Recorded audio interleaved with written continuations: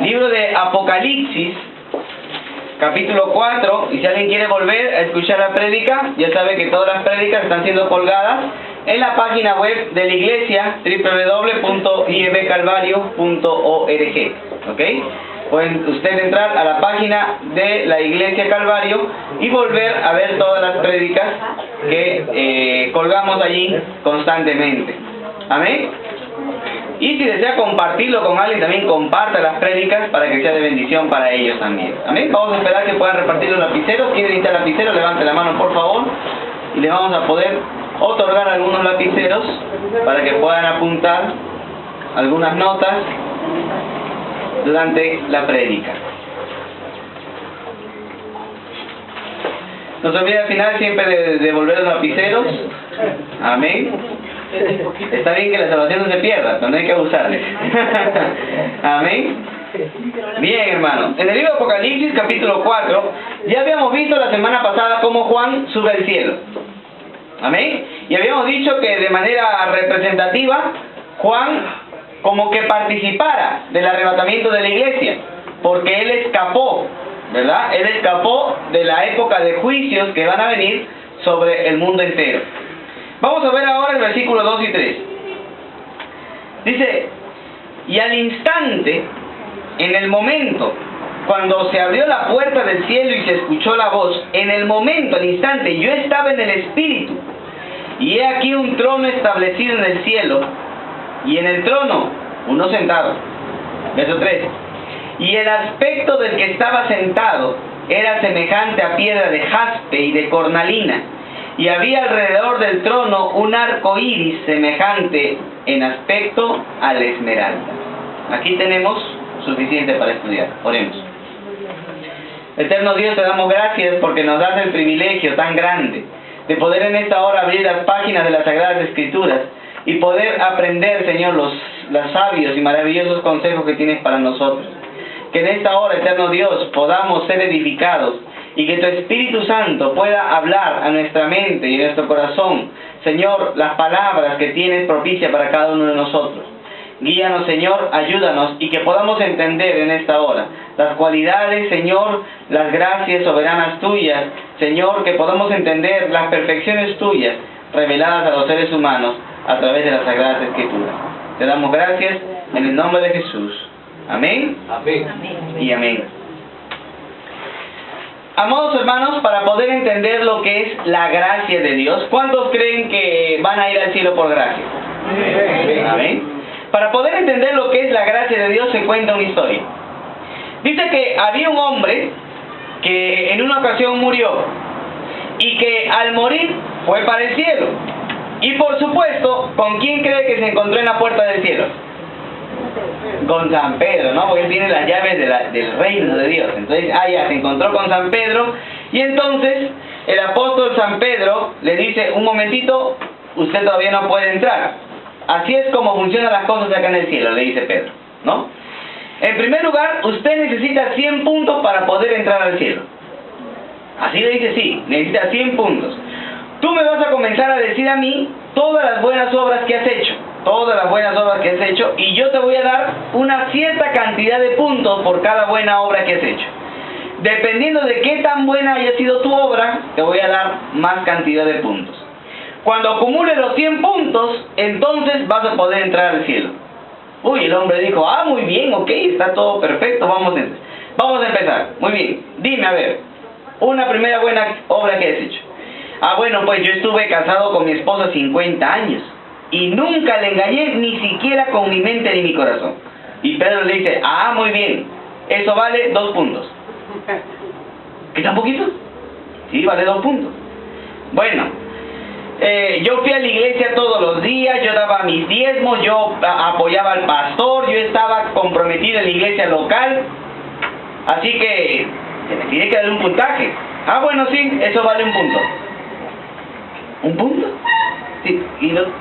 Bueno, ya. ¿Qué más? A ver, bueno, yo ayudaba a todos mis seres, a todos mis amigos, a todos mis vecinos, etcétera, etcétera, etcétera. Y ayudaba a todos en Navidad. ¿Ya? Eso también vale 1 punto. ¿Qué le dice? bueno, ya, yo me llevaba bien con mi suegra, por lo menos me daba 50 puntos. No, 1 punto. Y entonces el hombre asombrado grita, uy, no, si la situación es así, yo voy a seguir diciéndole, y usted me va a dar tan poco puntaje, al final voy a entrar al cielo por gracia. Y entonces San Pedro dice, muy bien, bienvenido, pásese. ¿Qué quiere decir? Hermanos, que no hay buena obra que valga delante de Dios. Amén. Amén. Amén. Porque si fuera como esta ocasión por puntajes, nunca llegaríamos a los 100 puntos. Siempre vamos a entrar al cielo por la gracia de Dios. ¿Y sabe por qué? Porque, amados hermanos, Dios es bondadoso, misericordioso, pero también es justo y soberano.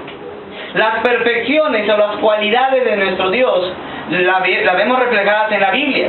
Dios tiene características, y esas características o esas revelaciones de sus perfecciones, de su ser, están reflejadas en las Sagradas Escrituras. Y aquí, amados hermanos, vamos a ver cómo el apóstol Juan describe a Dios. Vamos a ver cómo el apóstol Juan describe a Dios en esta noche. Número 1, vamos a ver el trono de Dios. Número 1, vamos a ver el trono de Dios.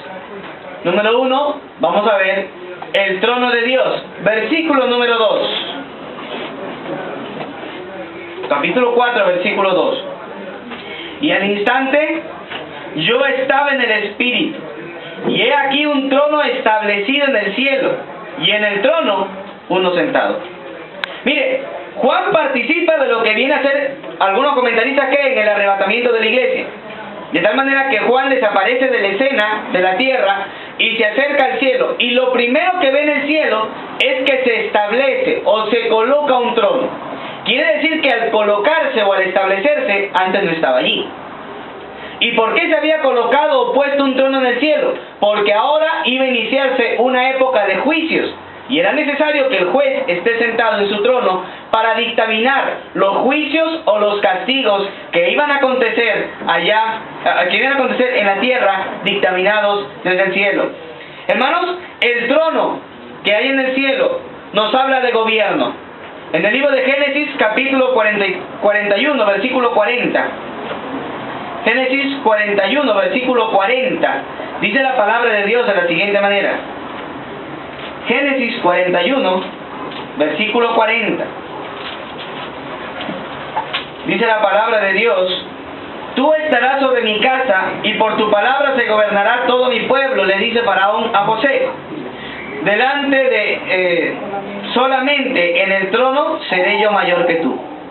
Entonces, amados hermanos, el trono era el lugar que los reyes usaban como un lugar de autoridad frente a un pueblo, frente al pueblo al que gobernaban. En Deuteronomio, capítulo 17, versículo 18, Deuteronomio 17, 18, la palabra de Dios dice: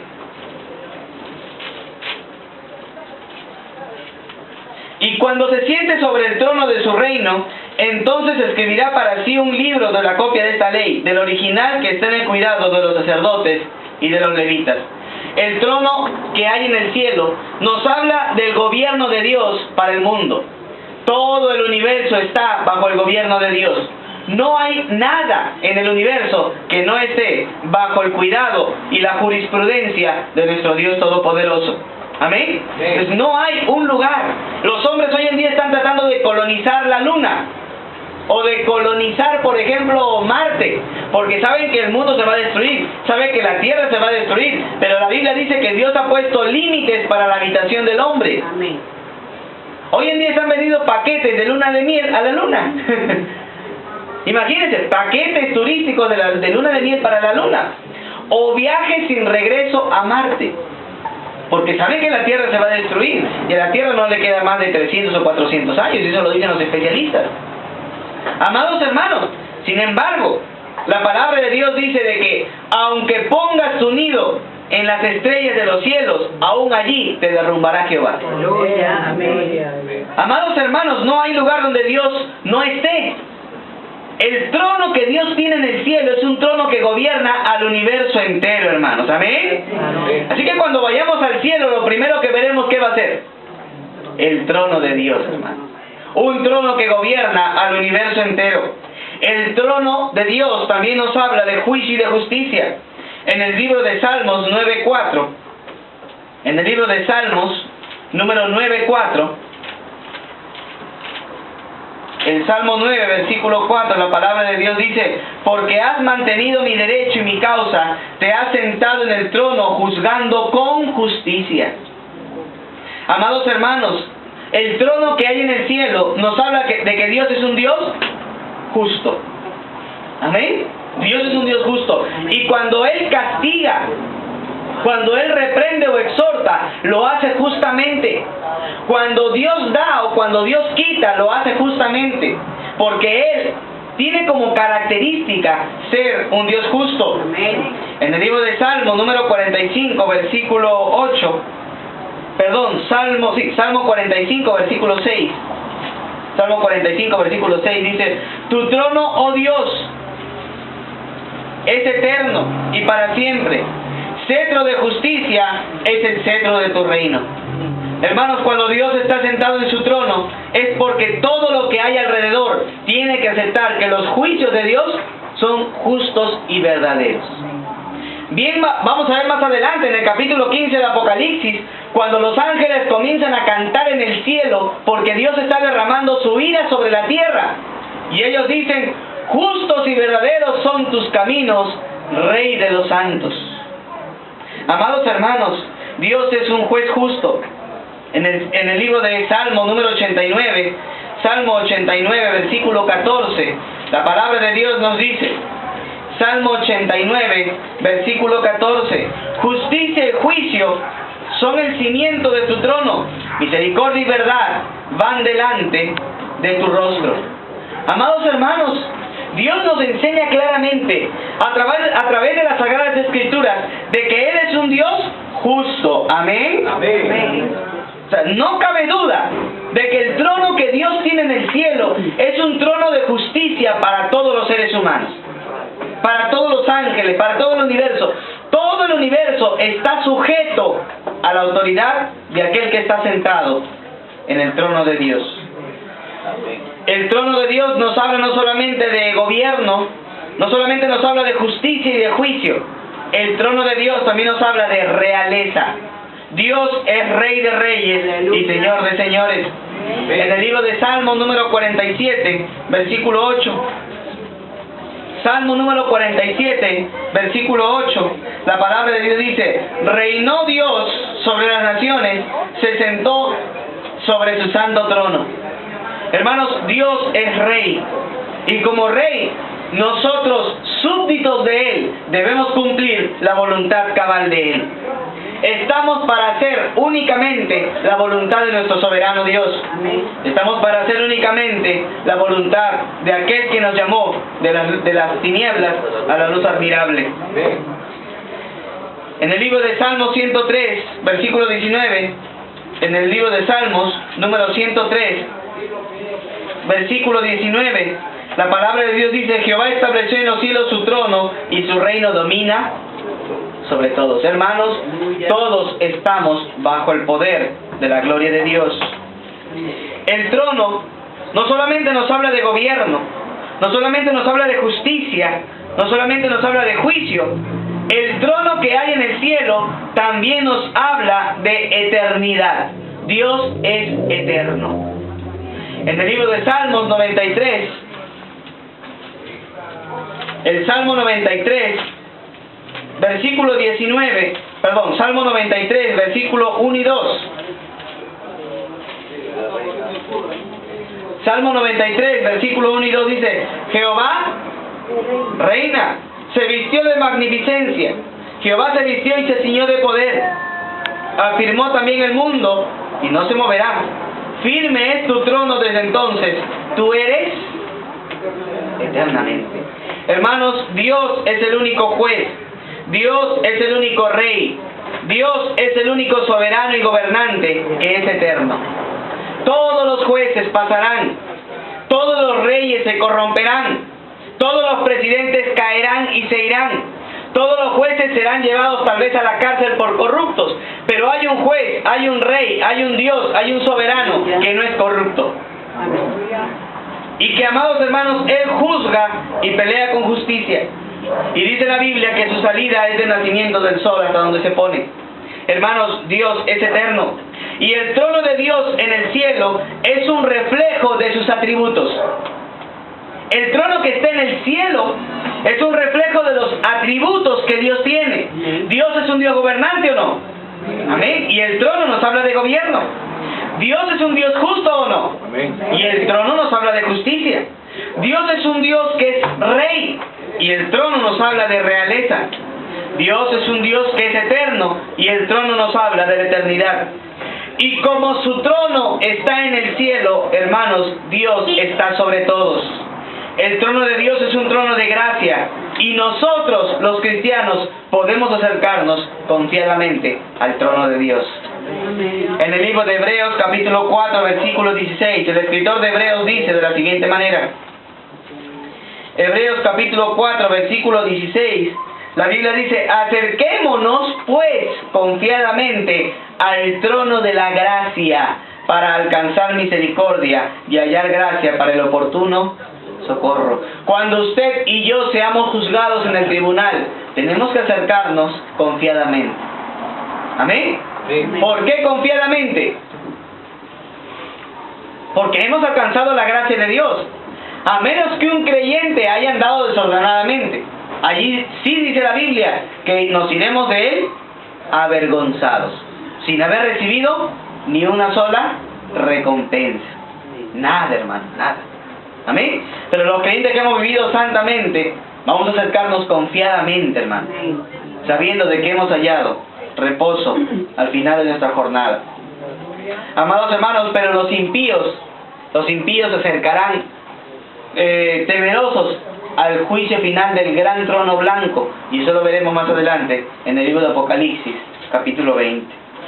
Número 2, vamos a ver el aspecto de Dios. El aspecto de Dios. Si yo le preguntara en esta noche ¿cómo es Dios?, ¿usted qué me diría? Bueno, Dios es un viejito con barba larga, con canas, ¿no?, que está sentado en su trono, ojos de llama de fuego, buscando consumir a todos los impíos. ¿Ese es Dios? Para empezar, Dios no es viejito, ni tampoco jovencito. Dios es espíritu. ¿Ve? Dios, por ejemplo, ¿tiene ojos? No tiene ojos. ¿Por qué? Porque los ojos tenemos los seres humanos que tenemos cuerpo. Pero Dios es incorpóreo. Él no tiene cuerpo. Sin embargo, la Biblia dice, los ojos de Dios están sobre la tierra. ¿Qué significa eso? De que a pesar de que Dios es espíritu y no tiene ojos, Él tiene la capacidad de poder ver las cosas. ¿Amén? ¿Dios tiene oído? No tiene oído, porque Él es espíritu. Pero Él puede escuchar las cosas del hombre. Sí. O sea, no tiene espíritu, no tiene oído, pero sí puede escuchar lo que el hombre le dice. ¿Dios tiene boca? No. ¿Tiene cuerdas vocales como nosotros? No. Sin embargo, puede hablar al ser humano. Y lo ha hecho a través de las Sagradas Escrituras. Amados hermanos, ¿qué quiere decir? De que Dios es un ser incorpóreo. Y cuando la Biblia menciona algunas características humanas de Dios, lo hace para poder explicar de una manera más cercana a la mente humana lo que hay en Dios o una característica de Dios, pero que no es necesariamente de Dios. Por ejemplo, en el libro del Génesis, capítulo 6, se dice que Jehová se arrepintió y le pensó en su corazón, ¿verdad?, haber creado al hombre. Pregunta: alguien que se arrepiente es alguien que se equivocó. Ahora, ¿Dios se pudo haber equivocado? ¿Y por qué se utiliza la palabra arrepentirse? Voy a explicarlo. No significa que Dios se haya equivocado, sino que significa de que cuando Dios hizo la creación y la creó con el propósito de glorificarle, la creación no cumplió ese propósito, sino que se desvió. Y en el corazón de Dios, y recuerda que la palabra corazón de Dios también es simbólica, porque Dios no tiene corazón, pero en el corazón de Dios sucedió una serie de sentimientos, de emociones que no son humanas, que son sentimientos y emociones espirituales que hay en Dios. Pero como el escritor no sabía qué nombre ponerle a esos sentimientos y emociones, usó una palabra que todos nosotros los seres humanos conocemos, y usó la palabra arrepentirse. Porque él creyó que era lo más adecuado para el sentimiento y la emoción que había en el corazón de Dios. Y eso se le llama antropomorfismo. Antropomorfismo. Es una forma humana de describir una característica de Dios. ¿Me entienden o no? Es como cuando la Biblia le habla de la ira de Dios. La ira de Dios. Pero no quiere decir que Dios tenga ira, sino que en el corazón de Dios hay una especie de sentimiento que no es ira porque no es pecado. Es un rechazo, es algo que no se puede explicar con palabras. Pero para poder explicarlo, para tener una idea de qué se trata, el escritor utiliza la palabra ira. ¿Me entienden o no? O por ejemplo, ¿usted cree que Dios tiene el amor como nosotros tenemos? No. Por eso el escritor dice, porque de tal manera amó. O sea, trata de describir que el amor que Dios tenía era un amor inexplicable. Y como es inexplicable, no sabe cómo llamarle. El amor de Dios. ¿Me entienden o no? Entonces se le llama en la teología antropomorfismo. Son formas humanas que los escritores utilizan para hablar de algo de Dios. Por eso algunos escritores dicen, los ojos de Dios están sobre la tierra, pero Dios no tiene ojos. Pero es una manera gráfica de explicarle a nosotros, los oyentes, de que Dios todo lo ve. ¿Amén? Amén. Por eso Dios le dice a Moisés, ¿acaso el que creó la lengua no hablará? ¿Y el que creó el oído no oirá? O sea, Dios lo ha creado, pero no quiere decir que Dios lo tenga. ¿Me entienden o no? Pero Dios tiene la capacidad de hablar, de ver, de oír, porque es una persona. Amados hermanos, por eso le preguntaba, si tuviera usted y yo que describir a Dios, ¿cómo lo describiríamos? Sería complejo. Ahora, Juan tuvo el privilegio de irse al cielo. Y estando en el cielo, visualizó el trono de Dios. Y dice, sobre el trono, uno sentado. Ahora, el versículo 3, vamos allá que está emocionante. Apocalipsis 4, versículo 3. Y dice, y el aspecto del que estaba sentado. Oiga, mire, el aspecto, o sea, voy a describir al que estaba sentado. Era semejante a la piedra de jaspe y de cornalina. Uy, como quien dice, ya nos estafaron, pues, ¿no? Al final no nos dan nada de detalle de cómo es Dios. Sí, nos está diciendo cómo es Dios. ¿Pero por qué? Si solamente está hablando del resplandor de dos piedras preciosas, de lo que es el jaspe y de lo que es la cornalina. Voy a explicarles. No se pierdan aquí, porque si se pierde aquí no va a entender el mensaje. Oiga aquí. En primer lugar, la Biblia nos dice que Dios es un Dios invisible. En el libro de Primera de Timoteo, capítulo 6. Primera de Timoteo, capítulo 6, versículo 16. La palabra de Dios dice, al único que tiene inmortalidad, que habita en luz inaccesible, a quien ninguno de los hombres ha visto ni puede ver, al cual sea la gloria, la honra, el imperio sempiterno. Amén. O sea que la Biblia de plano describe de que a Dios nadie le ha visto ni le puede ver. O sea, Dios no es conocido por el ser humano. En el libro de Salmo 104, y este versículo me encantó cuando estuve estudiando este tema. Salmo 104, versículo número 2. Mire lo que dice la Biblia, hermano. Dice, el que se cubre de luz como de vestidura, que extiende los cielos como una cortina. ¿Sabe cuál es el vestido de Dios? La luz. La luz. Dios se cubre de luz como una vestidura. Y algunos creen que de la misma manera Adán y Eva tenían un fulgor de luz que les permitía estar desnudos en el huerto. Pero cuando pecaron, eso se quitó y quedaron desnudos. ¿Ve? Pero Dios tiene un resplandor de luz, hermano. Y con la luz Dios se viste. Amén. Amén. Con la luz Dios se viste. En el libro de Juan 1:18, Juan 1:18, mire lo que el mismo Juan escribe pero en su evangelio. Juan 1:18, la Biblia dice: a Dios nadie le vio jamás.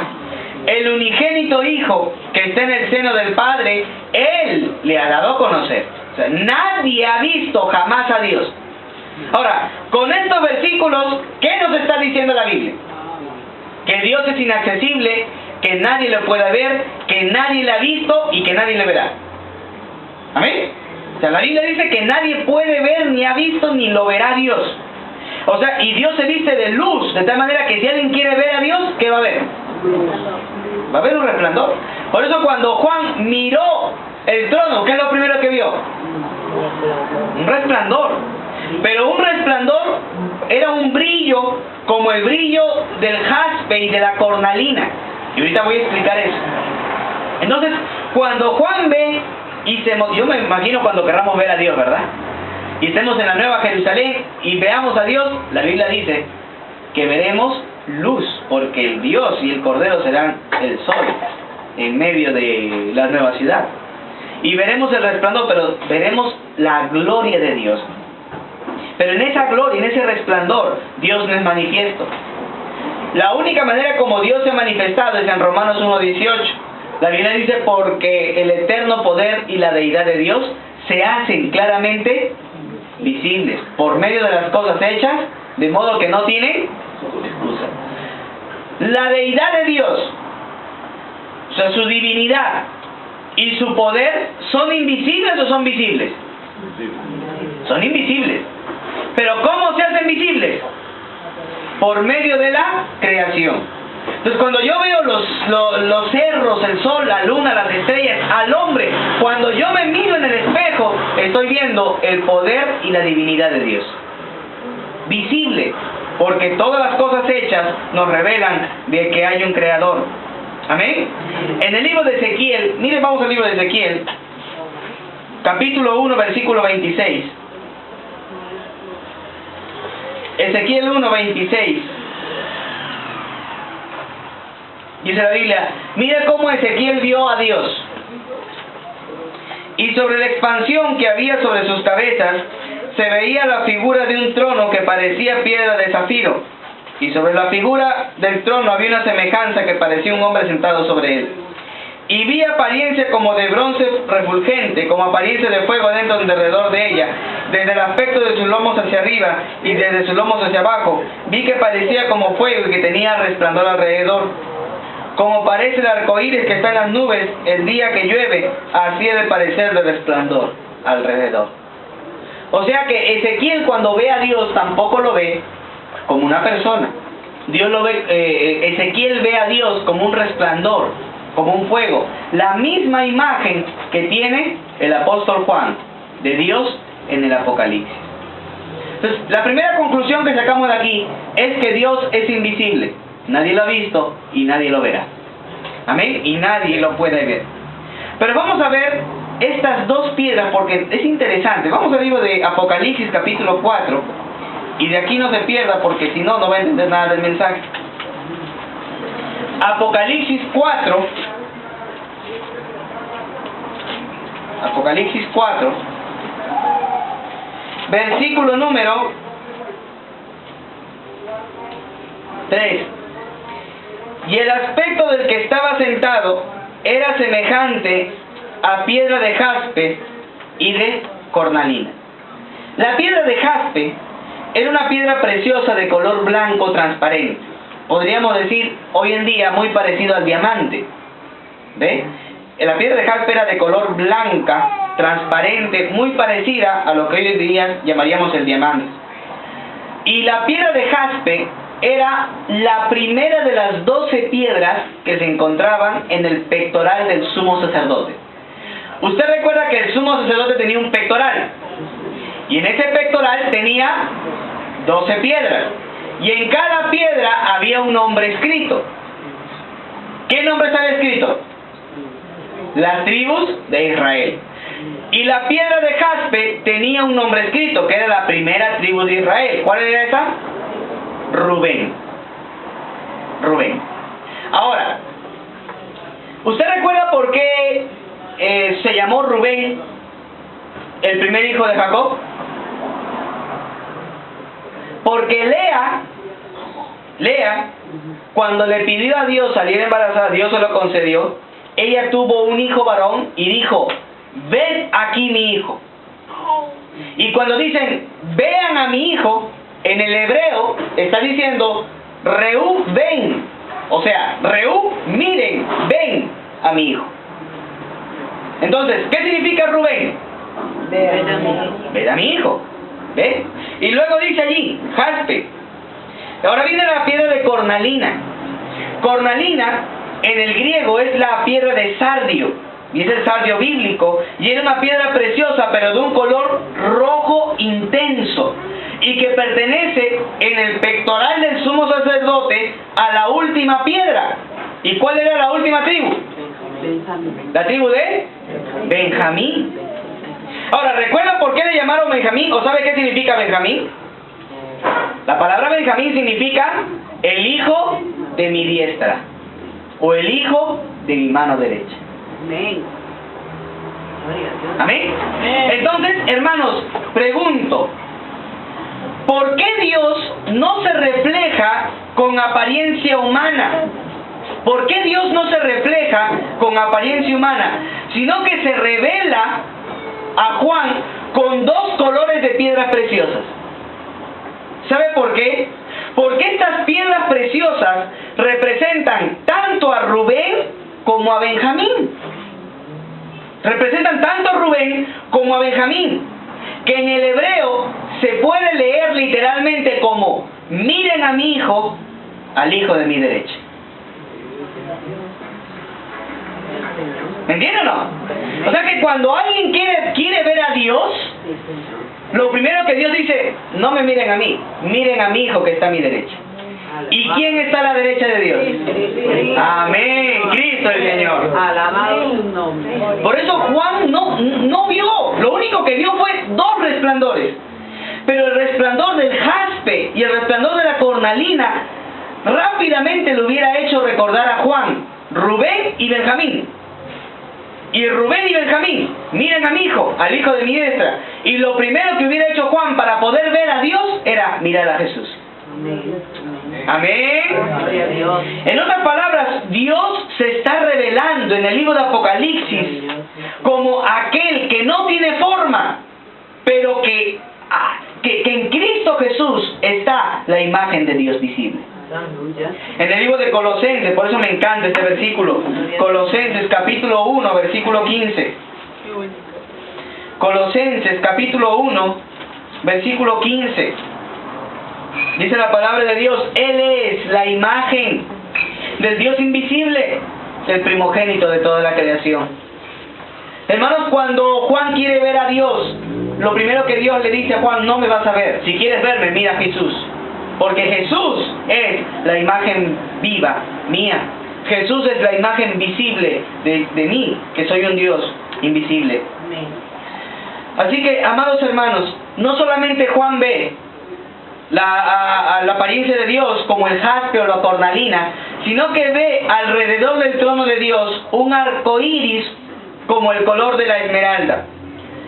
La esmeralda es de color verde y es justamente el color verde el color que predomina en el arco iris. Cuando llueve aparece el color verde predominante en el arco iris. La pregunta es, ¿qué le recuerda el arco iris a usted?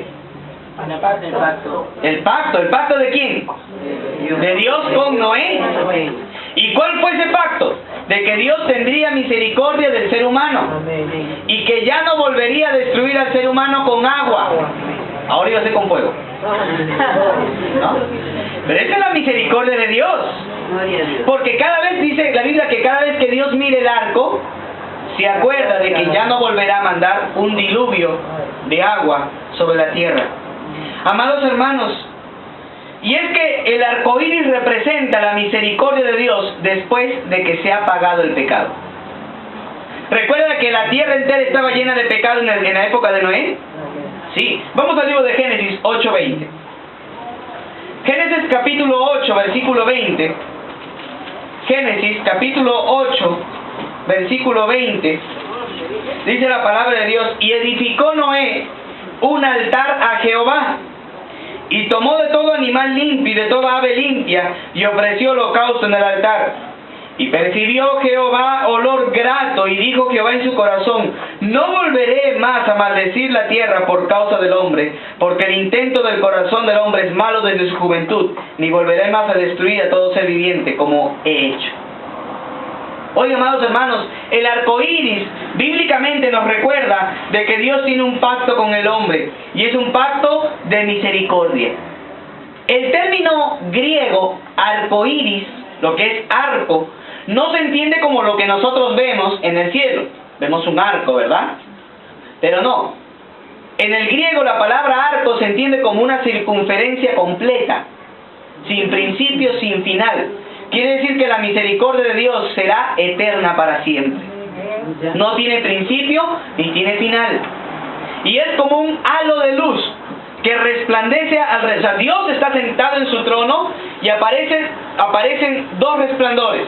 El jaspe, que es miren a mi hijo, y la cornalina, que representa al hijo de mi diestra. O sea, miren al hijo de mi diestra, si es que me quieren ver a mí. Y alrededor de ese trono y de ese resplandor de piedras preciosas hay un halo de luz en el trono de Dios. Y es un halo de luz que nos habla de la misericordia de Dios. Amén. ¿Amén? Amén. ¿Cuántos dicen amén? Amén. Hermanos, eso nos habla de la infinita misericordia de nuestro Dios. Número 3, y aquí acabamos. Los atributos de Dios. Los atributos de Dios. Dentro de la teología, vamos a encontrar que en la teología propia, en el estudio que se hace de Dios, porque la teología no es mala, ¿o sí es mala? No. Claro que no, la teología es muy buena, porque nos ayuda a entender. Existen dentro de la teología 10 doctrinas. 10 doctrinas. Está la bibliología, la teología, la cristología, la neumatología, la amarteología, la soteriología, la escatología, la eclesiología, la angelología. Son las 10 doctrinas que la palabra de Dios lo dice y se han sistematizado para que a través de ese sistema podamos ver todos los textos que hablan de los ángeles, todos los textos que hablan de la salvación, todos los textos que hablan de Dios. ¿Amén? Amén. Y es nuestra meta poder estudiar toda teología aquí. Cuando uno predica, hace teología. Amén. Cuando usted estudia la palabra de Dios, hace teología. ¿Amén? Amén. Ahora, no se complique con eso de, que será amarteología, la doctrina del amor. No. Amarteología es la doctrina del pecado. Porque viene del griego hamartios, que significa pecado. O la angelología, que es el estudio de los ángeles. Qué difícil de aprenderlo. No se preocupe, pero poco a poco vamos a ir aprendiendo aquí. Amén. Amén. Pero hermanos, en la teología propia, en lo que es el estudio de Dios, teología, el estudio de Dios, se ven los atributos de Dios. Dios tiene atributos que Él puede a veces compartir con el ser humano, como por ejemplo la justicia. El hombre es justo como Dios es justo, pero no es justo absolutamente como Dios lo es. Pero Dios sí puede comunicarlo. Por eso algunos autores le llaman los atributos comunicables de Dios, porque Dios lo puede comunicar. Pero hay atributos que son incomunicables. Dios no los da, Dios no lo comunica a los seres humanos ni a ninguna de sus creaciones. Por ejemplo, su omnipotencia. Porque si Dios le diera la omnipotencia, alguien tendría rival. Y Dios no tiene rivales. ¿Amén? Su omnipresencia, Dios no se lo da a ningún ser humano, ni a ningún ser creado. Son atributos incomunicables. Dios no los transfiere, Dios no los comunica. Pero cuando uno ve lo que dice Juan acerca del trono de Dios, uno se encuentra con cosas maravillosas acerca de los atributos de Dios. Habíamos dicho que la piedra de jaspe era de un color blanco. ¿Y qué le habla el color blanco? ¿Qué le describe el color blanco? A ver. Pureza. ¿Qué más? Paz. ¿Qué más? Santidad. Quiere decir que ese solo color ya nos está hablando lo que Dios es. Dios es santo. Tan santo que la Biblia dice que una vez llamarle santo no es suficiente. Hay que llamarle 3 veces santo al Señor. Aleluya. Y se le llama el trisagión, 3 veces santo. Santo, santo, santo. Porque la santidad de Dios es absoluta, hermano. Así que, amados hermanos, el color blanco habla de que Dios es un Dios puro. En el libro de Salmos, número 51, versículo 7. Salmo 51, versículo 7. Dice la palabra de Dios: purifícame con hisopo y seré limpio, lávame y seré más blanco que la nieve. ¿Ve? Entonces, ¿qué quiere decir? Que el color blanco nos habla de la pureza, nos habla de la santidad de Dios. En el libro de Daniel, capítulo 7, versículo 9. Daniel, capítulo 7, versículo 9.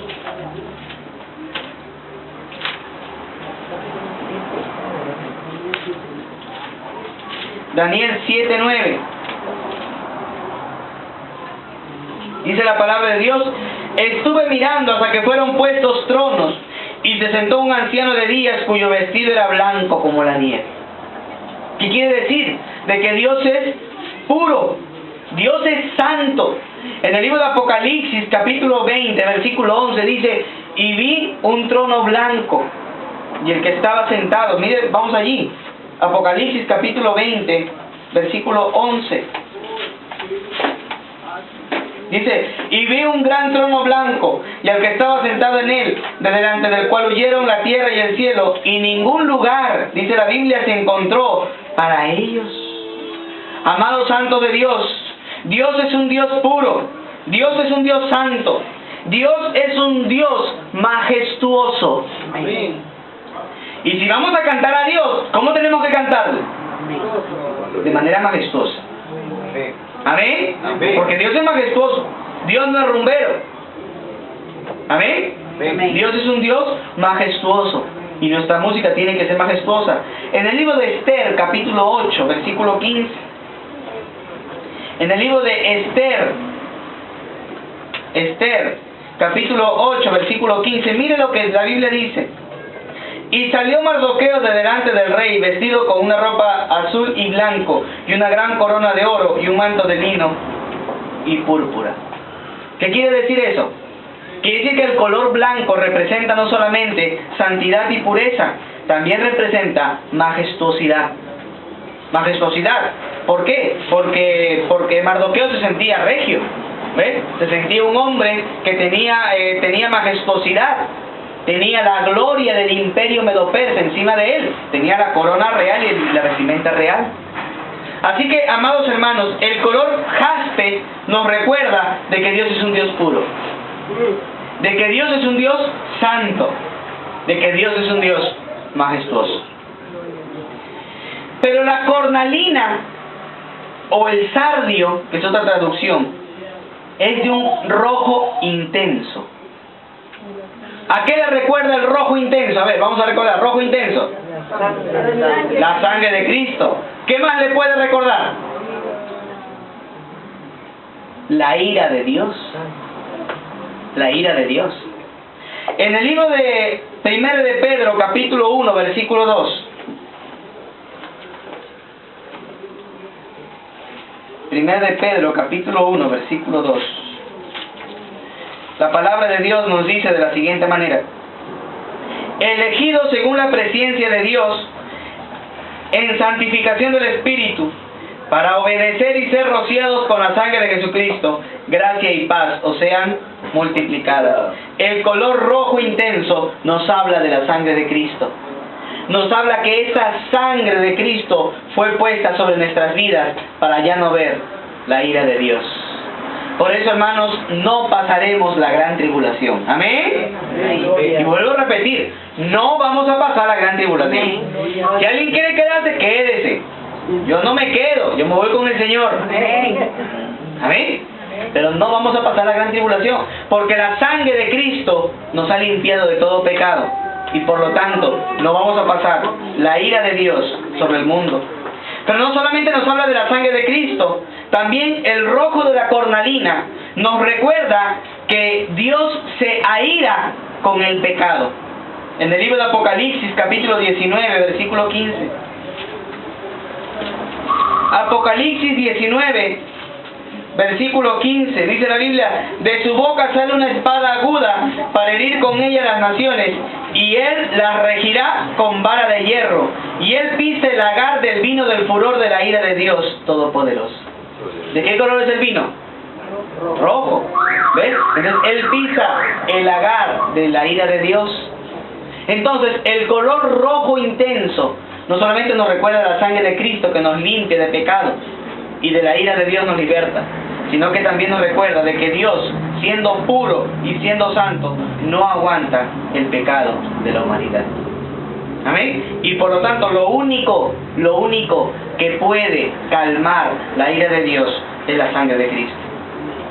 El color esmeralda que hay alrededor del trono de Dios nos recuerda la esperanza que tenemos todos los creyentes. En el libro de Salmos 52, versículo 8, Salmo 52, versículo 8, hay una promesa para cada uno de nosotros. Dice: pero yo estoy como olivo verde en la casa de Dios, en la misericordia de Dios confío eternamente y para siempre. Nos recuerda, hermanos, de que Dios es misericordioso con nosotros, el color verde. Así como aquí, nos recuerda el color verde, la misericordia de Dios. Y nos hace recordar también, hermanos, de que hay una promesa de esperanza para nosotros. En el libro de Primera de Pedro, capítulo 3, Segunda de Pedro, capítulo 3, versículo número 13, dice: pero nosotros esperamos, según sus promesas, cielos nuevos y tierra nueva, en los cuales mora la justicia. Amados hermanos, cuando Juan llega al cielo y ve la gloria de Dios, ve un trono, y cuando se sienta el que estaba, ¿por qué se sienta? ¿Sabe por qué se sienta? Ojo aquí. ¿Sabe por qué se sienta? No dice que estaba sentado. Dice que en el griego original es: y estaba sentándose. Quiere decir que ahora Dios se estaba sentando en su trono, porque ahora van a comenzar los juicios de la gran tribulación. Pero cuando Juan quiere ver a Dios, no lo puede ver. Lo único que ve son dos resplandores y el halo de la misericordia de Dios alrededor del trono de Dios. Amén. Pero no es lo único que le ve. ¿Quiénes estaban con él en el cielo? ¿Quiénes eran los que estaban allí, los 4 seres vivientes? ¿Y qué hacían mientras estaban en el cielo? La próxima semana vamos a continuar con este tema. Amén. Sé que nos vamos a edificar. ¿Cuándo están edificando, hermanos? Pero la próxima semana vamos a seguir continuando con todo esto que es maravilloso de la gloria de nuestro Dios. Amén. Hermanos, cuánta gracia Dios nos ha mostrado en Jesucristo. Muchísima es la gracia que Dios nos ha mostrado. Y es imposible, hermanos, callar la gracia de Dios. Y es imposible fallar a nuestro Dios, hermano. Así que mantengamos nuestra vida cada día andando en la gracia de Dios. Oremos en esta noche.